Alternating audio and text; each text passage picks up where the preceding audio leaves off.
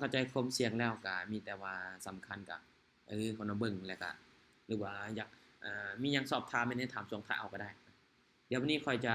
บริหารให้เบิ่งงบสำนี้นะเดี๋ยวไปช่วงถัดไปเดี๋ยวมื้อแรกจะลองไปส่องเหรียญเอาไปเอาก่อนเด้อมื้อแรกมันจะไป2จำ25เอานะ2จำ25เบิ่งมื้อนี้ตลาดวันเสาร์สวิงเนาะที่สำคัญเนาะเมื่อได้กำไรนะคนบ่ต้องอยู่ดนกับตลาดนะบ่ต้องอยู่ดนเด้อกับตลาดเด้อถ้าว่าได้กำไรแล้วมันจะให้อยู่ดนปานใดเนาะเพราะว่าในการอยู่ดนกับตลาดนี่ก็บ่ดีเนาะบางทีได้กำไรแล้วเฮาอาจจะอันนี้แน่เนาะเสียได้เนาะคันว่าเฮาบ่ฮู้หยุดเด้โอเคเนาะมื้อนี้ถือว่าขึ้นไปเป็นเขียวเด้อเดี๋ยวค่อยจะเบิ่งในโซนนี้เนาะว่าจังได๋เนาะแท็กนี้เป็นเต็มบ่แท็กนี้ถือว่ามีฐานในจุดนี้เนาะกับบริเวณนี้มีเป็นฐานนึงในโซนนี้ในโซนนี้เนาะ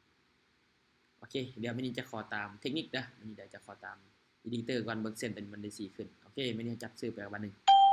เดี๋ยวมื้อนี้เจมขอเข้าซื้อบัดนึงเด้อมื้อนี้เจมขอซื้อบัดนึงจะขอตามมันเบิ่งในจุดนี้เนาะเพราะว่าในโซนนี้มันได้มีแฮงซื้ออยู่ขึ้นไปนะในนี่เนาะในจะก็เรียกว่าขออนุญาตเข้าซื้อนะเพราะว่ามันจะขึ้นไปบ่เนาะหรือมันจะลงมาเป็น2เขียว2แดงเนาะในส่วนนี้ก็ต้องเบิ่งกันทีนึงว่าอันนี้ก็วิเคราะห์ตามที่ว่าอันนี้วิเคราะห์ได้เท่านั้นคือไม่ได้ที่บ่มั่นใจนี่เจมก็บ่เข้าเนาะวินหรือเสียยามันเนาะแต่ว่าก็ค่อยออกค่อยเทรดคือกันเจมก็ค่อยๆเก็บคือกันเออแม่นว่าเจมจะค่อยๆออกทูใหม่นะค่อยๆเทรดคือกันเจมกันโอเคเชื่อไม่นี่ลงมาเด้อไม่แรกก็พาเทรดนำเพิ่นก็ได้เนาะไม่แรกเนาะจะให้เบิ่งเจมเทรดไปก่อนเนาะปัจจุบันนี้ก็ยังมีแฮงขายกดราคาลงมาเนาะแท่งตัวนี้ตลาดมื้อนี้นี่สวิงเด้อคนน่ะสวิงยังหักว่าสวิงได้เดี๋ยวเฮาเข้าเบิ่งกันในไม้นี้เด้อโอ้ไม้นี้ซื้อมาแปลกเว้ยโอเคไม้นี้นี่เดี๋ยวผ่านก่อนไม้นี้เนาะยังซื้อมาแปลกเว้ยแห้งขนาดเลยขึ้นกินปึ๊ดเลยเนาะ3-4แท่งที่ผ่านมาสัตว์จวดขึ้นพุ่นเนาะ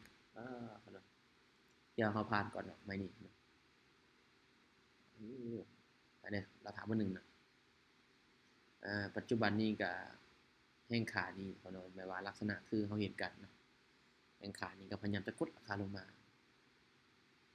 แต่แห้งซื้อนี่เนาะก็บ่ยอมให้เนาะแห้งขายก็ว่าสิกดอีกได้จุดนี้มันมีฐานนี่นะตามที่เบิ่งโอเคเนาะถือว่าแห้งซื้อยังดันราคาขึ้นไปต่อจังหวะนี้เนาะขอตึงๆเด้อซั่นขอตึงๆว่าเป็นมวยขอตึงเดี๋ยวเราถามเบอร์1โอ้ปัจจุบันเนาะปัจจุบันนี้ก็แห่งซื้อเข้ามาหลายเนาะในโซนนี้แห่งซื้อเข้ามาหลายนี่จนเจ้าตอนนี้เจมจะบ่เก็บหลายนะเขาเนาะเพราะว่าเจมจะคู่ตลาดในจุดนี้ว่าจุดที่เขาจะเข้ามันจะเข้าได้บ่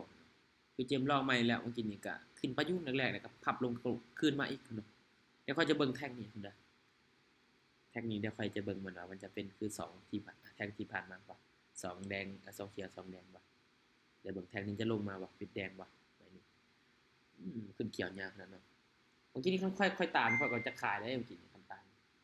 ก็ว่าจะขายได้เนาะโอเคเดี๋ยวมื้อนี้เด้อมื้อนี้นี่เดี๋ยวคันว่าเป็นจังซี่เนาะเป็นจังซี่เดี๋ยวเมื่อกี้นี้ค่อยไปอยู่ที่2เหรียญนะครับเนาะไปอยู่ที่2เหรียญแต่มื้อนี้จะไป5เหรียญเบิ่งเด้อมื้อนี้จะไป5เหรียญเนาะเนาะเอางบมาได้1เนาะเนาะไม้ที่2เด้อไม้ที่2เฮาเดี๋ยวมื้อนี้เนาะบริเวณนี้ก็ชื่อว่าได้มีแฮงซื้ออยู่ขึ้นไปโอเคมื้อนี้เนาะด้านเทิงนี้มีฐานโอเคมื้อนี้ขอขาเบอร์1เด้อมื้อนี้ขอขาเบอร์1เนาะมื้อนี้ขอขาเบอร์1คนเนาะมื้อนี้มันมีฐานอยู่คนเนาะในจุดนี้มีฐานกดราคาลงมาอยู่คนเนาะแท่งนี้เป็นแท่งน้อยเนาะเป็นแท่งน้อยก็คือจุดนี้นี่เจียมขายเนาะพอเห็นฐานด้านเทิงแน่นะจุดนี้เนาะเพราะว่าแท่งนี้ขึ้นไปค่อนข้างมาใกล้แน่นอนเนาะคันว่ามันขึ้นไปจากคลิปนี้แท่ง TNT ตัวนี้มันก็จะต่อตัวนี้ขึ้นไปแต่ว่าในโซนนี้มันมีแฮงขายอยู่ราคาลงมาในจุดนี้ก็มี2โวด้านเทิงก็ยังห่างจากฐานที่เป็นแนวต้านด้านเทิงพุ่นเนาะโอ้เสมอพุ่นเนาะโอ้ลงมาเสยเว้ยโอ้เสมอให้เสยพุ่นเนาะที่ขึ้นว่าจะเสียมันเดี๋ยวบ่เป็นหยังเนาะถือว่าเฮาก็ยังขาดทุนอยู่2เหรียญเด้อขาดทุนอยู่2เหรียญตอนนี้โอเคเดี๋ยววันนี้จะไป5เหรียญคือเก่าวันนี้จะไป5เหรียญคือเก่าเด้อวันนี้ โอเคมื้อนี้ข้าวซ้อนเด้อมื้อนี้ขายมา1อีกเนาะ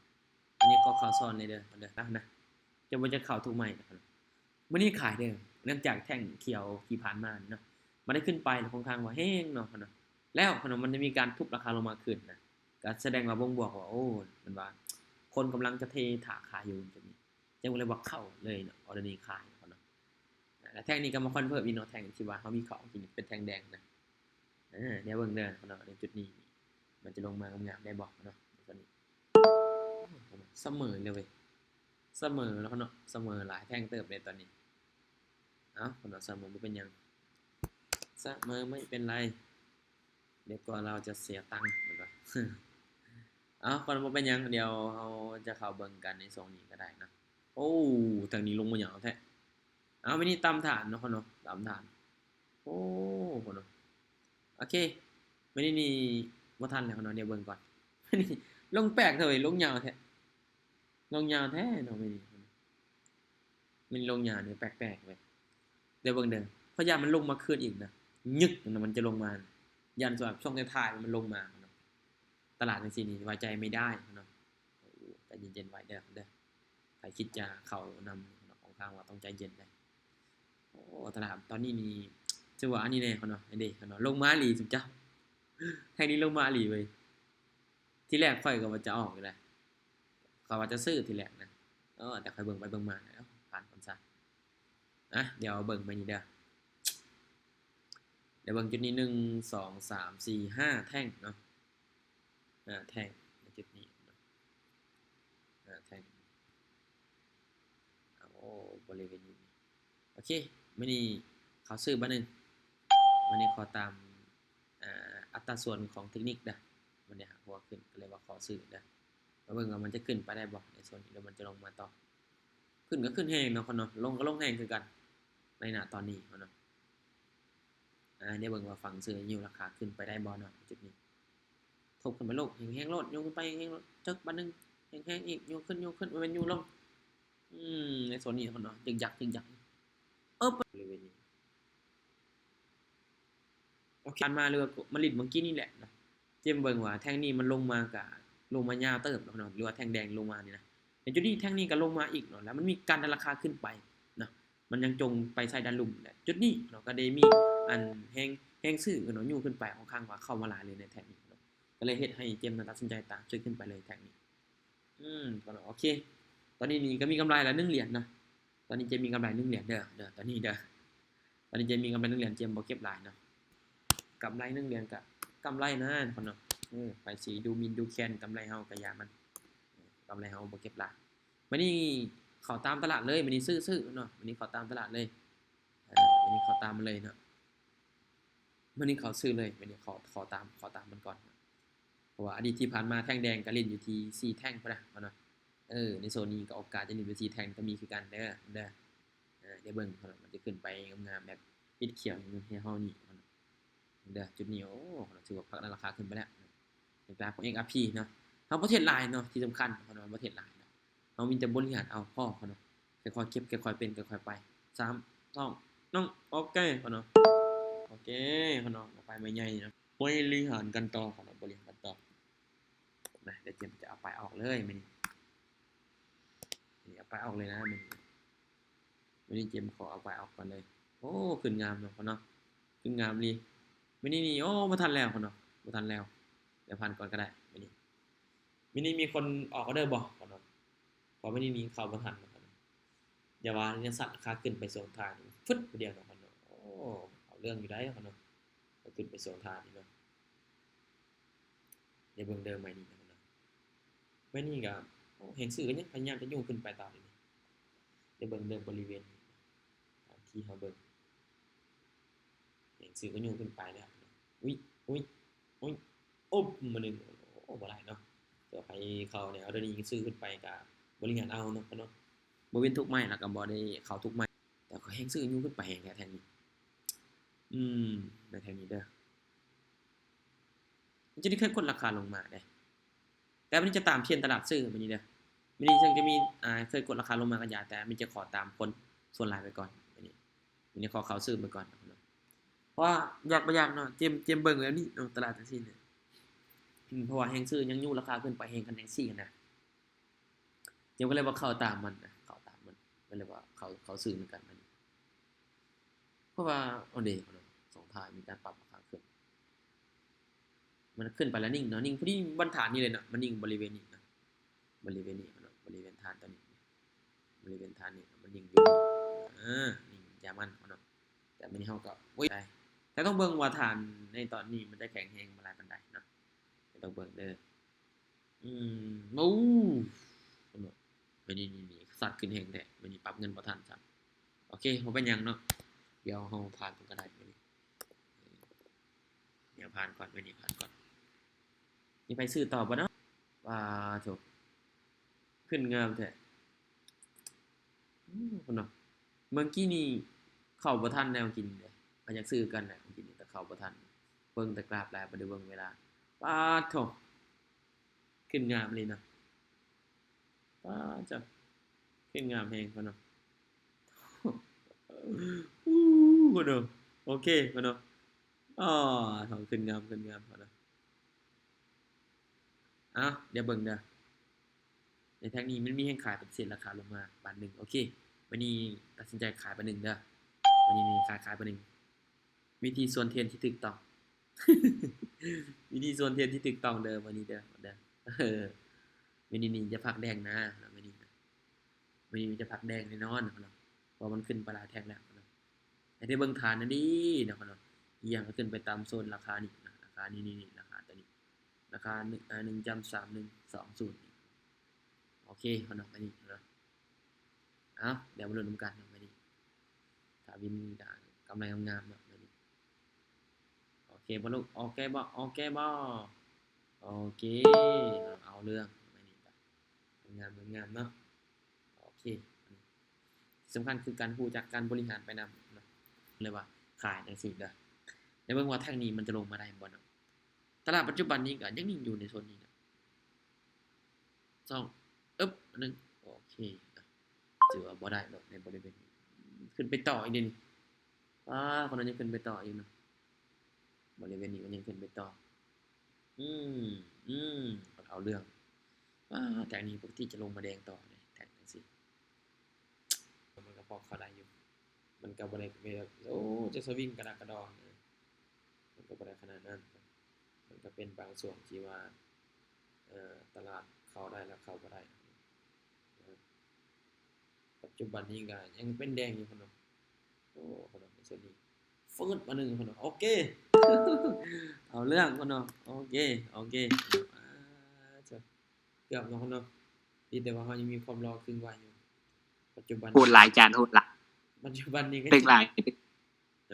โอ้ได้เข้านำบ่เมื่อกี้นี่ได้เข้านำบ่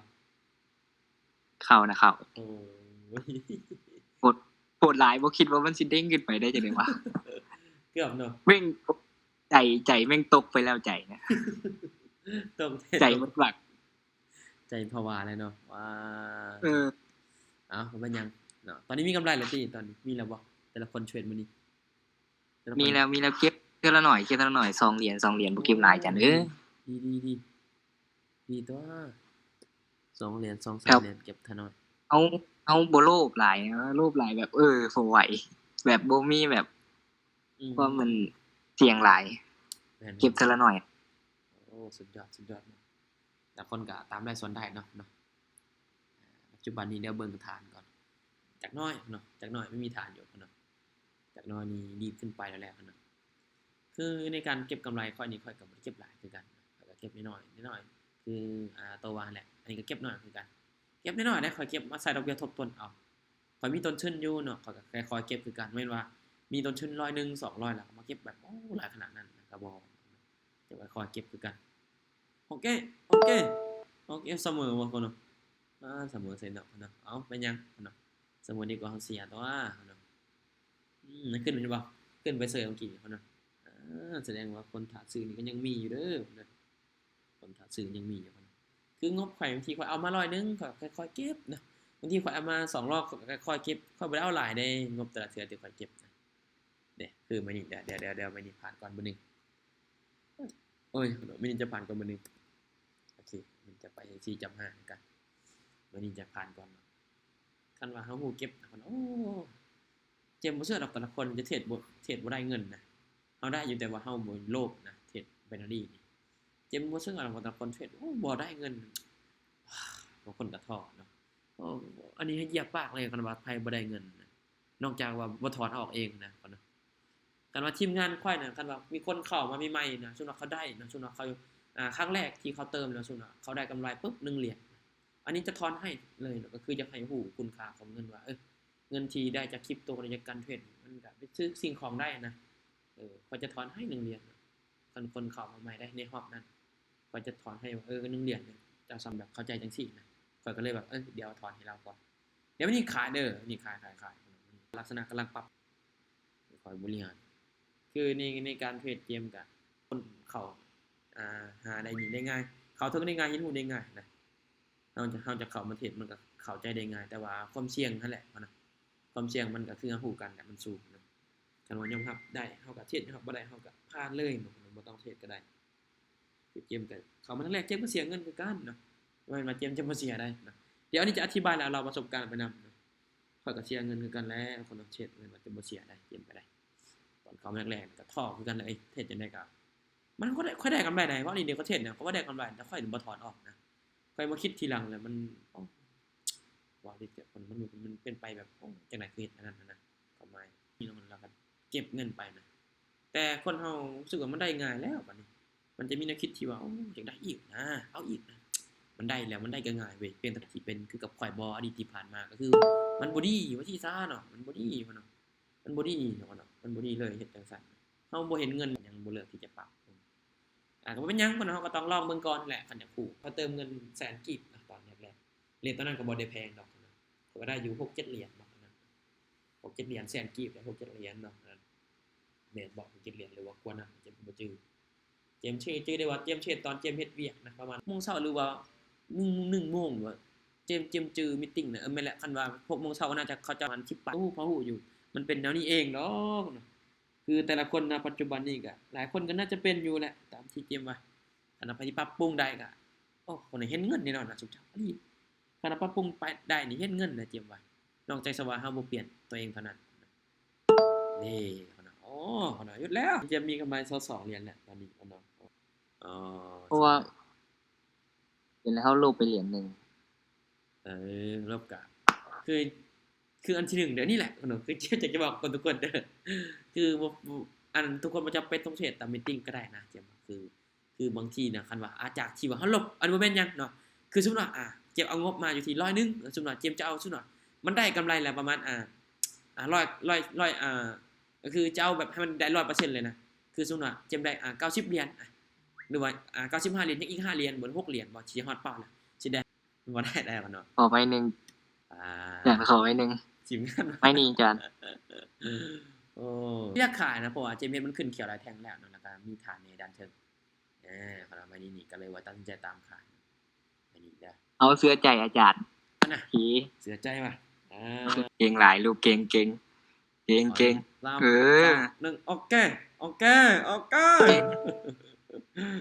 งอุ้ยเก่งหลายลูกเกือบเนาะโอเคพักเกือบหายใจนี่กำไรแล้วโอเคนี่กำไรแล้วไปแล้วดีเนาะเจมก็ได้กำไรมาเพิ่มกันเจมก็ได้จากที่ว่า22นี่เพิ่มกันเฮาก็อาจารย์ขึ้นมงนี้ทุกมื้อบ่กันว่าแม่นๆคันว่าบ่ค่าเวียกเจมขึ้นตลอดนะมงนี้แต่คนหลายคนอาจจะบ่ค่อยเข้ามีตติงมันต่ำกันหลายเดโม 9:30 นนี่นะมันต่ำกันหลายโพดเนาะจักแม่นไผต่อไผขึ้นแน่นะมันก็เลยบางคนอาจจะเข้าพวกบางทีนะมื้อนั้นเจมขึ้นน่ะดึกๆนะก็ยังเข้านำนะคือมื้อนั้นบวก3-4รอบนะเข้านำ3มีตติงนะ 11:12 11:00 นเขาก็เข้ามาเด้มื้อนี้ตลาดสวิงแน่นะมื้อนี้ตลาดสวิงนี่แหละบ่ตอนค่ำก็ปกติอยู่บ่ได้สวิงปานใดแม่นตอนนี้ก็บ่ได้ปานใดแต่ช่วงอันนั้นที่บางคนเขาว่าสวิงแต่เจมได้กำไรได้มื้อนี้นะเจมขึ้นแต่ใน1ซื่อๆมื้อ 10:00 นขึ้นก็เจมขึ้น10:00 นนะกะว่ากลางเว้นเนี่ยจะเป็นโมงที่พิเศษซื่อๆเนาะเจมโมงปกตินี่โมงอันนี้เจมขึ้นโมง 9:30 นนะ 9:30 นคันบ่ทันเจมก็ย้ายขึ้น 10:00 นนะเนื่องจากเวียกบางทีมันอาจจะบ่ท่วมบ่ทันก็จะได้ย้ายเอาจ้ะขอคำปรึกษานำได้บ่ได้สิเป็นหยังโตอยู่นครบ่ บ่เฮาอยู่สวรรค์โอ้อยู่สวรรค์แต่ว่าอยู่นครหลวงอยู่น นี่ ครหลวง เฮาอยากขอคำปรึกษาว่าเฮาตะกี้น่ะเฮาเติมมาเทื่อละ5เทื่อละ10แล้วบัดนี้มันเสียหมดแล้วบัดนี้เฮาเฮาเฮาลงทุนไปน่ะ20เหรียญแล้วตอนนี้เฮาเติมมาใหม่เฮาได้10เหรียญแล้วปั้นมาฮอดตอนนี้น่ะ25เหรียญแล้วเฮาควรเก็บไปจักเหรียญถึงจะถอนแบบล็อตใหญ่ดีแล้วจังสิเทรดต่อลงทุนต่อได้ บ่จะถอนรถใหญ่เลยว่ะรถใหญ่เลยว่ะ บ่ถอนออกไปใช้แน่นะว่าเฮาเทรดได้อะนะตอนนี้เฮายังบ่ทันได้ถอนจักบาทเลยจักเหรียญเลย ท่านถอนเหรอโอ้ถอนออกก็ดีได้เจมว่ะเราได้กำไรแล้วก็ถอนออกก็ได้ปะ5เหรียญก็ได้นะคันว่าเฮาจะเทรดต่อก็แต่คือฮู้กันแหละเนาะเงินเฮามันน้อยแน่เฮาก็อาจจะมีแนวที่ว่าคือเฮาจะย้านเนาะแต่คันแนะนำ แม่ เตรียมให้ถอนออกก่อนเพราะว่าอยากให้เห็นเม็ดเงินที่เฮาเทรดมาได้นะเฮาเอาไปซื้ออันนั้นนี่เข้าใจคุณค่าของมันก่อน ส่วนที่เหลือเฮาจะปะไว้ก็ได้ แต่ว่าเฮาต้องแบ่งถอนออกว่าซี่ซะเฮาต้องแบ่งถอนออกซึ่งกำไรที่เฮาได้นี่คันว่าเฮาบ่ทันถอนออกนี่ก็บ่ทันได้เป็นของเฮาได้จนในเฮาโลภบางทีเห็นมีตติงเขาขึ้นโอ้ยเทรดก่อนเบิ่งกับเพิ่นเนาะบางทีไม้ที่เพิ่นวินเฮาเข้านำก็ดีเนาะบางทีไม้ที่มันบ่วินเด้เนาะทุกคนต้องคิดสองแบบได้คนเนาะคนเนาะแม่นเฮ็ดจังซี่คันว่าแนะนำก็คือสำหรับเกมนี่จะไม่ถอนออกเลยแบบนี้เด้ถอนออกจักเหรียญจ้ะคันว่าเฮาอยากใช้หลายปานใดเฮาก็ถอนออกเท่านั้นก็ได้นะสำหรับ10เหรียญก็ได้หรือว่า10เหรียญ แบบว่าเฮาเก็บไว้เทรดต่อแน่หั่นนะอยากลงทุนต่อแน่หั่นน่ะ แต่ก่อนตัวงบ5เหรียญตัวเทรดได้แต่ว่างบ5เหรียญก็ค่อยเทรดแต่ว่า ก็เคยเทรดแต่ว่ามันสิตาย อืมแม่นกำเสี่ยงรายงบหน่อยนึงแต่ว่าเฮาจะถอนออก20เหรียญก็ได้ปะ5เหรียญก็ได้สิเป็นหยังหรือว่าถอน15ก็ได้ปะอีก10ก็ได้ก็แล้วแต่เฮาแต่ก็คือยังไงก็ให้ต้องได้ถอนนั่นแหละเฮาเทรดเฮาก็ต้องได้แบบให้เข้าใจว่าโอ้เงินที่เอามาได้นี่ต้องมันซื้อได้เว้ยเฮาถอนออกเลยมันอยากให้เข้าใจจังซี่นะถอนเลยเท่าใดก็ถอนโลดกันว่ามันรู้สึกว่าไปซื้อนั่นซื้อนี่จะเป็นดีแต่ว่าหาเงินนี่ไปใส่นั่นซื้อนี่ก็ได้แต่ดี แม่นๆบ่แม่นว่าแต่ละมื้อบ่ได้แม่นว่าสิหาได้ง่ายเดะอัน50หาแต่ละมื้อ50,000น่ะ เออไม่ได้โอ้ดีเนาะอันรู้จักถอนแล้วก็ดีเอ้าถอนออกก็ดีเป็นการดีแนะนำมาเลยดีถอนออกโลดโอเคเนาะโอเคthank you เดี๋ยวไปที่เข้าบ่ทันก็เดี๋ยวไปเบิ่งในแอปแดงก็ได้เนาะฝากกดไลค์กดแชร์ให้ช่องเกมจิเด้อ มีแอปแดงจานได้กะ มีว่ะมีคนติดตาม จานก็มีแอปแดงนำบ่ คนติดตามว่ะ บ่ฮู้เด้เนี่ย เฮ็ดบ่เนี่ยไอ้เจมส์ โอ้คิวหันก็เข้ามาว่ะว่าจะจบมีตติ้งกันนี่ได้กำไรกับทีมงาน นั่ง บอก ออก เลย จากจริงอาจารย์เก่า ได้ว่ะได้พอเข้าใจจิตี้แล้ววิเคราะห์มื้อนี้ เข้าใจอยู่ดีเฮียนหลายๆก็ได้ยินเนาะเดี๋ยวคราวหน้าขอกันใหม่เด้อ คราวหน้าขอกันใหม่โอเค จ้ะ thank you พ่อเนาะเดี๋ยวพบกันใหม่คราวหน้าเดี๋ยว Thank you โอเคสวัสดี